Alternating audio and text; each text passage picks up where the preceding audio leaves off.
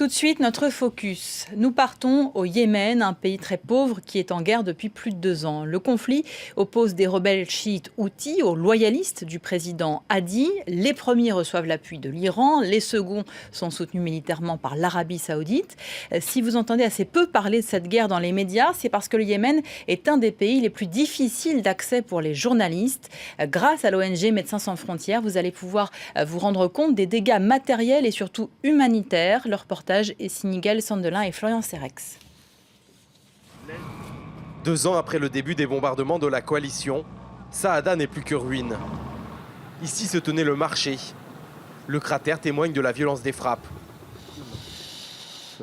Cet habitant a tout perdu en mars dernier. Sa mère, sa sœur et ses 2 frères sont morts dans la frappe qui a touché leur maison en pleine nuit. Ça, ce sont les restes des missiles qui ont détruit notre maison. Et il doit en rester dans les décombres. Mais il n'y a pas de centre ou de cible militaire dans notre quartier. La coalition a déclaré l'ensemble de la ville de Saada zone de guerre, en violation du droit international. Selon les Saoudiens, les civils qui refusent de fuir sont des soutiens aux rebelles. Femmes et enfants deviennent des cibles légitimes. Toutes les maisons ont été détruites. Cette maison et celle-ci aussi à côté. On a trouvé le corps de Hassan dans cette maison. Il a été projeté par la force de l'explosion. Son corps était déchiqueté. Il n'avait plus de mains, plus de jambes. Selon les Nations Unies, l'intervention de la coalition arabe a fait plus de 10 000 morts, dont au moins 5 000 civils. Comme preuve, les habitants filment avec leur téléphone portable ces bombardements extrêmement violents. Les ONG dénoncent depuis 2 ans de très nombreux crimes de guerre. Au premier rang, le ciblage systématique des centres de santé. Médecins sans frontières est l'une des seules organisations à être restée sur place. Le directeur de la mission au Yémen fait régulièrement la tournée des hôpitaux qu'il soutient. Celui de Al-Kafla fait partie des 4 installations de MSF déjà visées par des missiles. Des frappes qui aggravent la situation humanitaire. On finit aujourd'hui avec plus que 50% des hôpitaux qui ne fonctionnent pas. Une grande partie parce que l'hôpital est détruit, une autre partie parce que le cadre de l'hôpital il a peur de venir travailler dans l'hôpital à cause de la guerre et des possibilités de bombardement. Avec le conflit, les centres de santé encore en état de fonctionner sont débordés. Aux blessures de guerre s'ajoutent les effets de 2 ans de pénurie alimentaire. 3 millions de personnes souffriraient de malnutrition, dont 2 millions d'enfants. Est-ce qu'il y a eu de la diarrhée aujourd'hui? Oui, aujourd'hui 3 fois. Et il a vomi aussi, à plusieurs reprises. Dans ce service pédiatrique de MSF, 5,6 kg. les enfants sont pesés et mesurés avec les moyens du bord pour surveiller leur croissance. Ce petit garçon, par exemple, est bien en dessous des standards de son âge. Il devrait peser environ 5 kg, mais il est 3 niveaux en dessous de la norme. Il a le poids d'une fille de son âge. Quand ils en sont à ce niveau, c'est un cas de malnutrition et nous devons prendre l'enfant pour le mettre sous traitement. On veille à lui donner plus de lait, 75 ou 100 grammes de lait supplémentaire. Malheureusement, les organisations humanitaires n'auraient accès qu'à 10% de la population. Ceux qui vivent dans les villes ou ceux qui ont encore les moyens de se rendre jusqu'aux hôpitaux les plus proches. Nous n'avons plus rien, nous n'avons plus de travail. On passe toute la journée à la maison. Récemment, tous les salaires des employés ont été suspendus et tous les services publics de transport ont été arrêtés. Du coup, plein de gens ne peuvent pas venir à nous.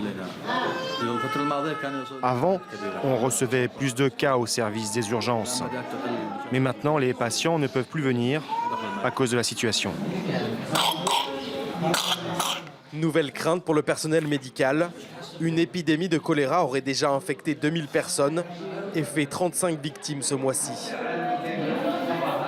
Alors que les négociations de paix sont au point mort depuis l'été dernier, le Yémen s'enfonce chaque jour un peu plus dans la guerre, la crise humanitaire et l'oubli. Et j'accueille maintenant mon invitée, Hélène Keo, bonjour. Vous êtes directrice des opérations chez Première Urgence Internationale. Votre ONG est présente dans les gouvernorats d'Hodeïda et de Riama, qui sont difficiles d'accès. D'abord, comment est-ce que vous portez assistante à ces populations civiles dans ces deux gouvernorats? Alors, on intervient effectivement au Yémen depuis 2008. Exactement, dans ces deux gouvernorats. Et à l'heure actuelle, on déploie des interventions à la fois en termes de santé et de nutrition et de sécurité alimentaire, qui sont les deux problèmes principaux à l'heure actuelle. En termes de sécurité alimentaire, on fait des distributions alimentaires en partenariat avec le Programme alimentaire mondial. Et en termes de santé, on soutient à la fois les centres de santé qui sont fonctionnels et on a un système de clinique mobile parce que, comme on le disait dans le reportage, il y a effectivement une vraie problématique d'accès aux centres de santé, soit physique, soit par des destructions des centres de santé. Il y a énormément de centres de santé qui ont été endommagés ou complètement détruits depuis le début du conflit il y a 2 ans. C'est une parmi d'autres des problématiques qui nous concernent, nous, à l'heure actuelle et qui nous inquiètent par rapport à la situation au Yémen. Vous parlez de problème de la malnutrition. Dans quelle proportion ça touche aujourd'hui les populations civiles? Alors, on est de toute façon sur une crise humanitaire qui est majeure et qui est peut-être pour l'instant encore assez invisible. On est sur 19 millions de personnes en Yémen qui sont concernées par ces besoins humanitaires urgents. Ça représente 67% de la population du Yémen, ce qui est très impressionnant, y compris si on le compare à d'autres crises dont on parle peut-être plus. Par exemple, en Syrie, on est sur 13,5 millions de personnes touchées. C'est conséquent, mais le Yémen est vraiment une crise majeure, en fait. Et au niveau de la situation en sécurité alimentaire et nutritionnelle, donc au-delà des chiffres qui ont déjà été donnés dans le reportage, ce qu'on peut considérer, c'est qu'on est sur, à minima, un quart des gouvernorats dans lesquels on est sur une situation d'urgence alimentaire. On est sur un risque de famine. On ne peut pas encore considérer qu'on est sur une famine déclarée, parce qu'il y a différents critères pour cela.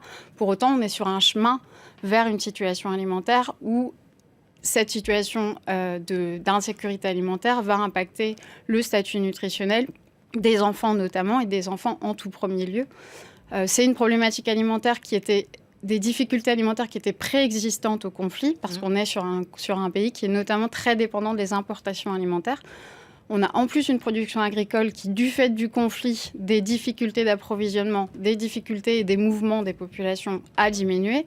Et des imports qui sont encore plus complexifies, justement, il y a notamment au niveau aérien. Du port. Ça veut dire qu'aujourd'hui, on ne peut plus importer de l'étranger vers le Yémen, par exemple, des produits de première nécessité? Ça veut dire en tout cas que c'est très complexifié.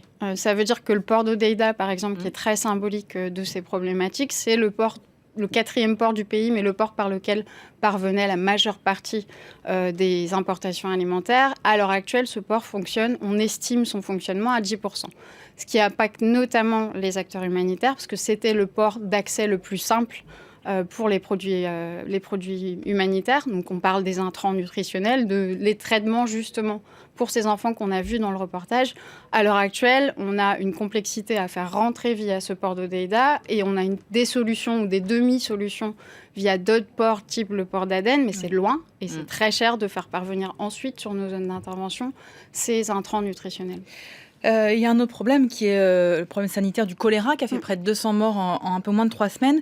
Vous pensez que l'épidémie pourra être contenue, sachant que les structures sanitaires sont largement endommagées? C'est la vraie problématique en fait. On le disait aussi dans le reportage, on est à près de 55% des structures de santé qui sont considérées comme non fonctionnelles, soit complètement non fonctionnelles, soit à moitié fonctionnelles. Il y a la problématique des destructions que j'évoquais avant et il y a aussi une problématique de capacité à payer les fonctionnaires, tout simplement à faire fonctionner tous les services de base. À l'heure actuelle, le choléra est principalement focalisé sur la zone de Sanaa, mais il y a un vrai risque, effectivement, de déploiement et d'accroissement de cette épidémie de choléra. Nous, ce qu'on fait en tant que Première Urgence Internationale à l'heure actuelle, c'est que dans les zones d'intervention dans nos zones d'intervention qui sont un peu moins touchées, on appuie justement les centres de santé pour qu'ils soient prêts, en fait, et que les populations soient prêtes, connaissent ce risque-là et qu'on ait déjà prépositionné les moyens d'une réponse éventuelle et de la prévention. Mais c'est clair qu'on est sur une crise sanitaire à multifacteurs, je dirais, et qui se déploie sous différentes modalités. Donc cette crise nutritionnelle en tout premier lieu, et maintenant le choléra, qui se surajoute à ça. Donc on est encore plus en besoin d'une nécessité de mobilisation pour ce pays, pour que nous, humanitaires, on puisse y travailler et qu'on en ait les moyens. Les moyens financiers notamment. Merci beaucoup Hélène Keo d'être venue sur notre plateau pour nous éclairer sur la situation humanitaire au Yémen.